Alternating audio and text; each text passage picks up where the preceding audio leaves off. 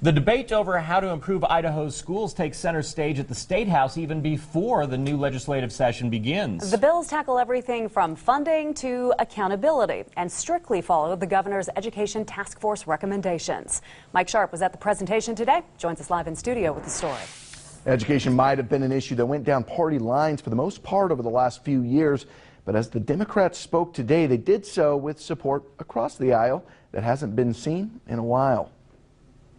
We need to do better for education in Idaho, and it's time. We can't kick it down the road any farther. Idaho's struggle to improve education isn't being kicked down the road anymore.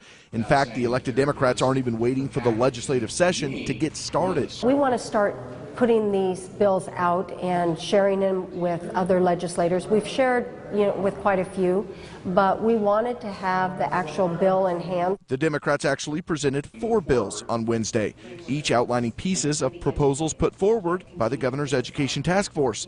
And they're not alone in supporting the early legislation. And it's been difficult, right, to find support on both sides of the aisle for the kind of changes necessary, and this is a very important first step. While both sides say the bills are just that, a first step with vague answers to education problems ranging from teacher pay to increasing college readiness, at least it's a step, a bipartisan step on an issue that saw ballot measures and nasty words in recent years. It's not necessarily the path I would have chosen, that got us to this point, but we're here. And it's important that we take advantage of the opportunity that's now here for Idaho's kids, and that is adults in a bipartisan way moving forward. How the bills could change in the upcoming session is unknown.